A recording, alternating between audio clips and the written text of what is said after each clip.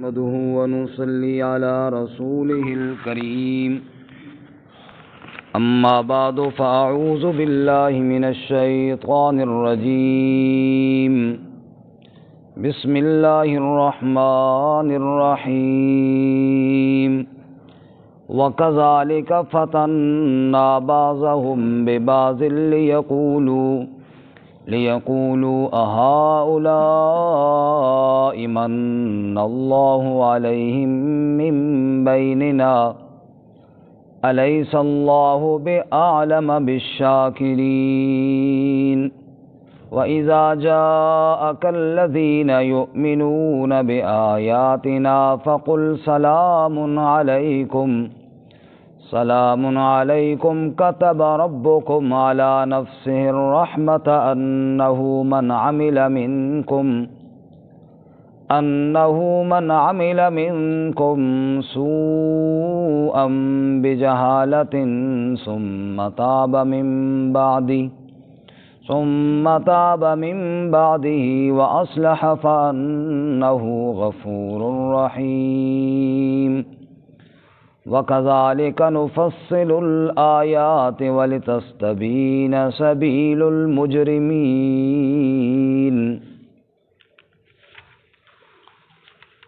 وَكَذَلِكَ فَتَنَّا اور اسی طرح آزمایا ہم نے بعضهم ببعض ان کے بعض کو بعض کے ساتھ لیقولوا تاکہ کہیں وہ هؤلاء من اللہ علیہم من بیننا کیا یہ ہیں وہ لوگ کہ احسان کیا خصوصی اللہ نے ان پر ہمارے بیچ میں سے الیس اللہ بعلم بالشاکرین کیا نہیں اللہ تعالیٰ خوب جاننے والا شکر گزاروں کو وَإِذَا جَاءَكَ الَّذِينَ يُؤْمِنُونَ بِآيَاتِنَا اور جب آئیں آپ کے پاس وہ لوگ جو ایمان رکھتے ہیں ہماری آیات کے ساتھ فَقُلْ سَلَامٌ عَلَيْكُمْ پس آپ کہہ دیجئے سلام ہو تم پر کتب ربکم علی نفسہ الرحمہ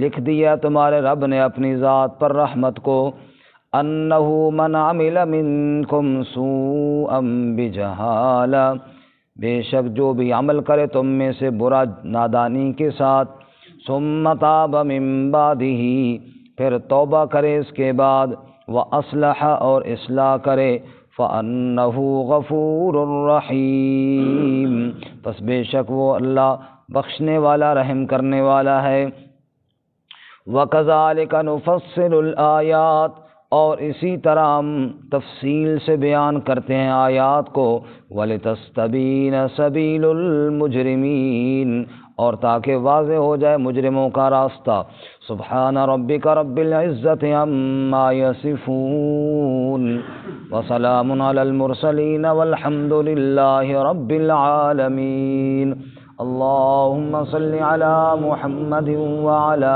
آل محمد کما صلیت علی ابراہیم وعلی آل ابراہیم انک حمید مجید اللہم بارک علی محمد وعلی آل محمد کما بارکت علی ابراہیم وعلی آل ابراہیم انک حمید مجید معزز سامعین سورۃ الانعام کا چھٹا رکوع آیت نمبر 53، 54 اور 55 آپ کے سامنے تلاوت کی ہیں۔ اللہ رب العزت ان کے مطابق صحیح بیان کی توفیق عطا فرمائے اور ہمیں قرآن و سنت پر عمل کرنے کی توفیق عطا فرمائے۔ گزشتہ سبق میں آپ حضرات نے سنا اللہ رب العزت نے کفار متکبرین جو تکبر کرنے والے تھے، غرور کرنے والے تھے، غریبوں سے نفرت کرنے والے تھے، انہوں نے کہا، انہوں نے مطالبہ کیا کہ ہم آپ صلی اللہ علیہ وسلم کی محفل میں ان فقیروں اور غریبوں اور غلاموں کے ساتھ کیوں کر بیٹھ سکتے ہیں؟ جبکہ ہم وڈیرے ہیں، ہم مالدار ہیں، ہم سردار ہیں۔ ان کو آپ اپنی محفل سے اٹھائیں تو ممکن ہے کہ ہم آپ کے پاس بیٹھ جائیں، آپ کی گفتگو سن لیں۔ ویسے تو ہم ان کے ساتھ بیٹھنا ہماری شان کے خلاف ہے، اور جیسا کہ بعض روایات میں آتا ہے کہ حضرت عمر رضی اللہ تعالیٰ عنہ نے مشورہ دیا، یا رسول اللہ صلی اللہ علیہ وسلم، آپ کو ان کو مستقل طور پر تو نہیں اٹھا رہے کوئی ان کے ساتھ ناراض ہو کر، یہ تو چند دنوں کی بات ہے، تو آپ ان کو سمجھا کر اٹھا دیں اور ان کو بات سمجھائیں سرداروں کو، کیا پتہ وہ مان لیں، تو پھر یہ غرور تکبر نکل جائے گا، کیونکہ ایمان کے بعد تو تکبر ختم ہو جاتا ہے۔ لیکن اللہ تعالیٰ نے منع فرمایا اور فرمایا کہ ان کو اٹھانے کی اجازت نہیں ہے۔ اسی بات کو آگے بڑھاتے ہوئے، یعنی آج کے سبق میں بھی وہی مضمون ہے، اللہ تعالیٰ فرماتے ہیں کہ صرف یہ مکے والے جو سردار تھے اور وڈیرے تھے ان کے اندر تکبر نہیں، پہلے بھی میرے نبی آئے اور انہوں نے دعوت دی، اور غریب لوگ جلدی مان جاتے ہیں، وڈیرے تکبر کرتے رہتے ہیں اور غرور میں پھنسے رہتے ہیں، اور غرور کی وجہ سے پہلے لوگوں پر بھی، اہل ایمان پر بھی لوگوں نے اعتراض کیا۔ ارشاد فرماتے ہیں وَكَذَلِكَ، اور اسی طرح فَتَنَّا، ہم نے آزمایا، بَعْضَهُمْ بِبَعْضٍ، بعض کو بعض کے ساتھ، لِيَقُولُوا، تاکہ وہ وڈیرے یوں کہیں، هَؤُلَاءِ مَنَّ اللَّهُ عَلَيْهِمْ مِنْ بَيْنِنَا، اور یہ ہیں وہ لوگ جن پر اللہ نے احسان کیا ہمارے درمیان، یعنی از راہ تکبر اور غرور۔ جب وہ اہل ایمان غریب فقیر لوگوں کو دیکھتے ہیں تو کہتے ہیں واہ جی واہ، ان پر اللہ کا انعام ہوا کہ اللہ نے ان کو ایمان دیا اور ہمیں نہیں دیا، یعنی اس تکبر اور غرور کی وجہ سے وہ انکار کر دیتے ہیں۔ سورہ ہود میں حضرت نوح علیہ السلام کے واقعے میں ذکر ہے کہ حضرت نوح علیہ السلام نے جب دعوت دی تو لوگوں نے کہا کہ نوح کے ساتھ جو لوگ ہیں نا، جو ایمان لانے والے ہیں، بادی الرائے ہم اراذلنا بادی الرائے، ایک تو وہ گھٹیا قسم کے لوگ ہیں، نعوذ باللہ، بادی الرائے، بے سوچے سمجھے، کوئی پتہ نہیں ان کو، کوئی دنیا جہان سے واقف کوئی نہیں جی، ان کو کیا پتہ کہ جناب کیسے فیصلہ کرنا ہے۔ وہ نوح علیہ السلام پر ایمان لیں، ہم تو چونکہ بڑے سمجھدار ہیں، ہم تو چونکہ بڑے مالدار ہیں، ہم تو دنیا کا نظام جانتے ہیں، اس لیے ہم اتنا جلدی ایمان نہیں لاتے۔ اللہ فرماتے ہیں ایسے ہی پہلے لوگ بھی وہ دھوکے میں پڑے، اور پہلے لوگ بھی اللہ کے انبیاء کی دعوت کا انکار کرتے رہے، غرور اور تکبر کی وجہ سے۔ اللہ تعالی ہماری حفاظت فرمائے۔ فرمایا الیس اللہ بعالم بالشاکرین، کیا اللہ تعالیٰ نہیں جانتا شکر گزاروں کو؟ کیا اللہ تعالیٰ شکر گزاروں کو نہیں جانتا کہ ان میں کون تکبر سے بھرا ہوا ہے اور کس کا دل میری یاد اور میرے شکر کے ساتھ لبریز ہے اور بھرا ہوا ہے؟ اللہ تو خوب جانتا ہے، یعنی اللہ کے ہاں تو عزت اسی کی ہوگی جو اللہ کا شکر گزار بندہ ہوگا، اور جو تکبر کرنے والا ہوگا اللہ کے ہاں اس کی کوئی عزت نہیں۔ اب ان غریب فقیر مسلمانوں کی عزت اور شان کو اللہ نے اگلی آیت میں بیان کیا۔ سبحان اللہ، کیا فرمایا؟ وَإِذَا جَاءَكَ الَّذِينَ يُؤْمِنُونَ بِآيَاتِنَا، اے میرے محبوب صلی اللہ، جب آپ کے پاس آ جائیں وہ لوگ، یؤمنون بآیاتنا، جو ہماری آیتوں پر ایمان رکھتے ہیں، میرے پیارے جب یہ فقیر آپ کے پاس ایمان والے آ جائیں، بلال آ جائے، صہیب آ جائے، عبداللہ بن مسعود آ جائے، یہ غریب جب تیرے پاس میرے پیغمبر تیری محفل میں آ جائیں، فقل سلام علیکم، میرے پیارے تو ان کو سلام کہہ دیا کر۔ سبحان اللہ، سبحان اللہ، اور سلام کے ساتھ ساتھ یہ بات بھی ان کو بتا دے، کتب ربکم علی نفسہ الرحمہ، کہ تمہارے رب نے اپنی ذات پر رحم کرنا لکھ لیا ہے، فرض کر لیا ہے۔ رب کہتا ہے میں تمہیں ضرور اپنی رحمتوں سے مالا مال کروں گا۔ حضرت سیدنا علی المرتضی رضی اللہ تعالیٰ عنہ سے کسی نے پوچھا دنیا کیا ہے؟ علی رضی اللہ تعالیٰ عنہ نے فرمایا اگر دنیا میں حلال کماؤ گے اور حلال اکٹھا کرو گے تو پھر بھی محشر کے دن حساب دینا ہوگا، اور اگر حرام اکٹھا کرو گے تو سیدھا جہنم کی آگ اور دوزخ ہے. یہ ہے دنیا. حلال کماؤ گے پھر بھی حساب ہے، اور حرام کماؤ گے تو پھر تو سیدھی آگ ہے. تو فرمایا یہ فقیر، یہ غریب لوگ، فرمایا کہ یہ حساب سے بھی بچے ہوئی ہیں. پھر اگر ایمان کی دولت ملے اور اللہ کی عبادت اور اللہ کی یاد، پھر تو کیا ہی بات ہے. رب کہتا ہے میں نے رحمت لازم کر دی ہے تو اپنی ذات پر، تمہیں ضرور رحمت عطا فرماؤں گا. یہ مالداروں کا غریبوں پر انکار کا ایک اور واقعہ بھی قرآن میں ہے. سورۃ البقرہ میں دوسرے پارے کے آخر میں جب حضرت طالوت کو امیر مقرر کیا گیا، دوسرے پارے میں ہے کہ ایک قوم نے اپنے نبی سے کہا کہ ہمارے لیے کوئی امیر جہاد کے لیے مقرر کرو، تو انہوں نے فرمایا ان اللہ قد بعث لکم طالوت ملکا، اللہ نے تمہارے لیے طالوت کو امیر مقرر کیا. تو قوم نے کیا کہا؟ انا یکون لہ الملک علینا ونحن احق بالملک منہ ولم یؤت سعۃ من المال. طالوت کیسے امیر بن سکتا ہے؟ ہم میں سے کوئی بننا چاہیے، کیونکہ وہ تو ایک غریب بندہ ہے، اس کے پاس تو مال بھی کوئی نہیں. ولم یؤت سعۃ من المال، اس کے پاس مال پیسہ کوئی نہیں، وہ کیسے ہمارا امیر اور سردار بن سکتا ہے؟ تو اللہ کے نبی نے جواب میں کہا ان اللہ اصطفاہ علیکم وزادہ بسطۃ فی العلم والجسم، اللہ تعالیٰ نے اس کو چن لیا ہے تم پر، اور اللہ تعالیٰ نے علم اور طاقت جسمانی اس کو عطا فرمائی ہے. اس لیے جس کو اللہ چن لے اس کو کوئی دین، اللہ کی دین کو کوئی روک نہیں سکتا. اللہ نے اس کو چن لیا، تم کون ہوتے ہو اعتراض کرنے والے؟ اور یہی تھا ہمارے نبی صلی اللہ علیہ وسلم پہ، خود نبی پاک پہ ہوا. قرآن میں 25ویں پارے میں سرداروں وڈیروں نے کہا لولا نزل هذا القرآن على رجل من القریتین عظیم. یہ قرآن مکہ اور طائف، قریتین دو بستیاں یعنی مکہ اور طائف، مکہ اور طائف کے شہروں میں سے کسی بڑے سردار پر کیوں نہیں نازل ہوا قرآن؟ باپ اس کا دنیا سے چلا گیا، یتیم پیدا ہوا، مالی وسعت بھی محمد صلی اللہ علیہ وسلم کے پاس کوئی نہیں ہے، دنیا کا بظاہر مال پیسہ کوئی نہیں، اونچا گھر بلڈنگ بھی کوئی نہیں ہے، ان کے اوپر قرآن کیوں نازل ہوا؟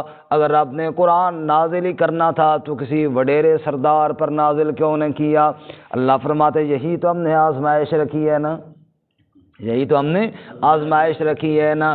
دیکھو میری آیات کو کون مانتا ہے اور کون نہیں مانتا. لیکن جس غریب نے جس نے فقر و فاقے کے باوجود میری آیات پر ایمان رکھ لیا، میرے پیغمبر جب وہ غریب تیری محفل میں آئے ان کو سلام دے دیا کر اور ان کو بتا دیا کر کتب ربکم علی نفسہ الرحمہ، تمہارے رب نے اپنی ذات پر رحم کرنا لازم کر لیا ہے. سبحان اللہ. رسول اللہ صلی اللہ علیہ وسلم نے ارشاد فرمایا بعض ایمان والے غریب ہوتے ہیں، پھٹے پرانے کپڑے ہوتے ہیں، پاؤں میں جوتی کوئی نہیں ہوتی، بال بکھرے ہوئے ہوتے ہیں، بیچارے حالت ان کی ایسی ہے کسی سے ایک درہم ادھار مانگیں کوئی نہ دے ان کو، کسی سے ایک دینار ادھار مانگیں کوئی نہ دے ان کو، کسی کے دروازے پہ جا کھڑے ہوں اگلے دھکا دے کے ہٹا دیں، کہیں نکاح کا پیغام بھیجیں کوئی قبول کرنے کے لیے تیار نہ ہو، نہ کوئی ادھار دے ان کو، نہ کوئی جناب ان کو کوئی عزت دے. لیکن اللہ کے ہاں ان کی اتنی عزت ہوتی ہے، اللہ کے ہاں ان کا اتنا مقام ہوتا ہے، اگر اللہ سے وہ جنت کا سوال کریں اللہ ساری جنت ہی ان کے نام کر دیتا ہے. اصل عزت تو وہ ہے جو اللہ کے ہاں ہو. دنیا میں اگر کوئی عزت کسی کی ہے یا نہیں ہے یہ تو عارضی چیز ہے، عزت ہے تو بھی عارضی ہے، نہیں ہے تو بھی عارضی ہے. اصل عزت تو اللہ کے ہاں. اللہ ہمیں نصیب فرمائے، اللہ ہم سب کو نصیب فرمائے. تو فرمایا اصل عزت تو وہ ہے جو اللہ کے ہاں، اور اللہ کہتے ہیں کتب ربکم علی نفسہ الرحمہ، ان فقیروں کے لیے میرے محبوب جو تیرے پاس بیٹھے ہیں ہم نے رحم کرنا لازم کر لیا ہے اپنے اوپر. سبحان اللہ. تو فرمایا انہو من عمل منکم سوءا بجہالہ. اب اتنے وعدے تو ہو گئے لیکن پھر بھی صحابہ معصوم تو نہیں ہے، غلطی تو ان سے ہو جاتی ہے، اس لیے ساتھ بخشش کا وعدہ بھی ہے. انہو من عمل منکم سوءا بجہالہ، بات یہ ہے اگر کسی سے کوئی برا عمل نادانی میں ہو بھی گیا کوئی غلطی ہو گئی بس توبہ کا دھیان کرنا. ثم تاب من بعدہ، پھر اس نے توبہ کر لی اس کے بعد، واصلح، اور پھر اصلاح کی، فانہ غفور رحیم. علماء فرماتے ہیں کہ اس آیت میں اللہ نے فرمایا کتب ربکم علی نفس الرحمہ، اللہ نے اپنی ذات پر رحم کرنا لازم کر لیا ہے. اور آگے اللہ تعالیٰ نے اپنی رحمت کے لیے ایک عام اصول بیان کیے پوری امت کے لیے، جس سے بھی غلطی ہو جائے توبہ کرے تو اس کو بھی رحمت مل سکتی ہے. اور بیڑا پار اللہ کی رحمت سے ہی ہونا ہے. بیڑا پار کس سے ہونا ہے؟ ایک تھوڑا سا واقعہ پورا نہیں سناؤں گا، اشارہ کروں گا، انشاءاللہ ایمان تازہ ہوگا. سورۃ الکاف بڑی اہم ترین سورت ہے. اس میں اللہ تعالیٰ فرماتے ہیں اصحاب کاف کا ذکر کرتے ہوئے کیا فرمایا؟ ان کی دعا، ربنا آتنا من لدنک رحمہ، اے ہمارے رب ہمیں اپنی طرف سے رحمت عطا فرما. اللہ کے ولی ہیں، اللہ سے رحمت مانگ رہے ہیں. اللہ کے ولی کیا مانگ رہے ہیں؟ اللہ سے رحمت مانگ رہے ہیں. آگے چلیے جناب، اسی سورۃ الکاف میں آگے موسیٰ علیہ السلام اور خضر علیہ السلام کا واقعہ. حضرت موسیٰ اپنے ساتھی یوشع بن نون کو لے کر حضرت خضر کی زیارت کے لیے گئے. سورہ کاف میں یہ اللہ فرماتے ہیں فَوَجَدَ عَبْدًا مِّنْ عِبَادِنَا آتَيْنَاهُ رَحْمَةً مِّنْ عِنْدِنَا. سوال پیدا ہوتا ہے خضر کی کتنی شان ہے، موسیٰ کلیم اس کے پاس جا رہے ہیں. فرمایا ہاں یہ شان اس لیے ملی آتَيْنَاهُ رَحْمَةً مِّنْ عِنْدِنَا، چونکہ میری رحمت اس کے اوپر نازل ہو رہی تھی. اور جس پر اللہ کی رحمتیں ہوں اس کو اللہ عزتیں بھی عطا فرماتے ہیں. اور نمبر 3 اللہ فرماتے ہیں ذوالقرنین کا واقعہ. حضرت ذوالقرنین نے ایک دیوار قائم کی، یاجوج ماجوج کو قید کر دیا، اور قید کرنے کے بعد کہا ھذا رحمۃ من ربی فاذا جاء وعد ربی جعلہ دکا. یہ جو کچھ ہوا یہ سب اللہ کی رحمت سے ہوا، اور جب اللہ کا حکم آئے گا یہ دیوار ریزہ ریزہ ہو جائے گی. پھر جناب سورۃ الکاف مکمل ہوئی، سورہ مریم شروع ہوئی. کیا فرمایا؟ ذکر رحمت ربک عبدہ زکریا، تیرے رب کی رحمت کا ایک اور نمونہ زکریہ علیہ السلام پر ہے. 120 سال کی عمر میں اللہ نے کیسے بیٹا عطا فرما دیا. پھر جناب آگے بی بی مریم کا قصہ اللہ بیان کرتے ہیں اور فرماتے ہیں جب حضرت جبرائیل علیہ السلام بی بی مریم کے پاس آئے اور اس کو بیٹے کی بشارت سنائی، اور حضرت مریم حیران ہو کر کہنے لگی میرا بیٹا کیسے ہوگا؟ تو جبرائیل نے کہا قال کذالک قال ربک هو علی ہین ولنجعلہ آیۃ للناس ورحمۃ منا. مریم پریشان کیوں ہوتی ہے؟ تیرا بیٹا اللہ اپنی قدرت کی نشانی بنائے گا اور اللہ تیری گود کو رحمت کے ساتھ بھر دے گا. تو نبی ہیں، ولی ہیں، بادشاہ ہیں، بیڑا پار اللہ کی رحمت سے ہی ہونا ہے. اس میں اللہ فرماتے ہیں کتب ربکم علی نفسہ الرحمہ، نبی کے یارو رب نے اپنی ذات پر رحم کرنا تمہارے لیے لازم کر لیا ہے. انہ من عمل منکم سوءا بجہالہ، اگر کسی سے جہالت میں کوئی برا عمل ہو جائے پھر توبہ کرے، اصلاح کرے، فانہ غفور الرحیم، وہ تو ہے ہی بخشنے والا، وہ تو ہے ہی رحمت کرنے والا. سبحان اللہ. رسول اللہ صلی اللہ علیہ وسلم نے فرمایا اللہ کی 100 رحمتیں. کتنی جی؟ 100. ان میں سے ایک رحمت اللہ نے دنیا میں نازل کی. ایک رحمت کی وجہ سے بھائی بھائی سے محبت کرتا ہے، ماں بیٹے سے محبت کرتی ہے، دوست دوست سے ملتا ہے، ایک دوسرے سے ملتے مسکراتے چہرے کے ساتھ. یہ اللہ کی اسی رحمت ایک کا صدقہ ہے. پیچھے رہ گئی 99. قیامت کا دن ہوگا اللہ یہ 99 رحمتیں یہ ایک بھی ان میں شامل کر کے پوری 100 کی 100 اپنے جنتی بندوں پر نازل فرمائیں گے. جنت میں کتنا خوبصورت ماحول ہوگا جی، کوئی خفگی نہیں، کوئی ناراضگی نہیں ہو، ہر ایک کے چہرے پر حشاش وجوہ یومئذ ناظرہ، تر و تازہ چہرے. ایک جگہ فرمایا مسفرہ ضاحکۃ مستبشرہ، حشاش بشاش چہرے ہوں گے. اللہ ہمیں بھی نصیب فرمائے. رسول اللہ صلی اللہ علیہ وسلم فرمایا لا تحقرن من المعروف شیئا، کسی نیکی کو حقیر مت سمجھیے، اگرچہ اپنے مسلمان بھائی سے ملیں مسکراتے چہرے کے ساتھ. یہ بھی جنتیوں کی صفات ہے، اور جنت میں تو ہر وقت یہ ایسا ہوگا. خیر تو فرمایا وَكَذَلِكَ نُفَصِّلُ الْآيَاتِ، اسی طرح ہم تفصیل سے بیان کرتے ہیں آیات کو، اللہ تعالیٰ نے تفصیل سے واقعات سنا کے ہمیں بات سمجھائی۔ وَكَذَلِكَ نُفَصِّلُ الْآيَاتِ، اسی طرح ہم تفصیل سے بیان کرتے ہیں آیات کو، وَلِتَسْتَبِينَ سَبِيلُ الْمُجْرِمِينَ، اور تاکہ مجرموں کا راستہ واضح ہو جائے۔ جب اہل ایمان کا راستہ واضح ہوگا تو مجرموں کا واضح ہو جائے گا، ان کا بھی ساتھ پتہ چل جائے گا۔ اللہ تعالیٰ ہمیں قرآن و سنت پر عمل کرنے کی توفیق عطا فرمائے۔ ترجمہ دوبارہ سن لی۔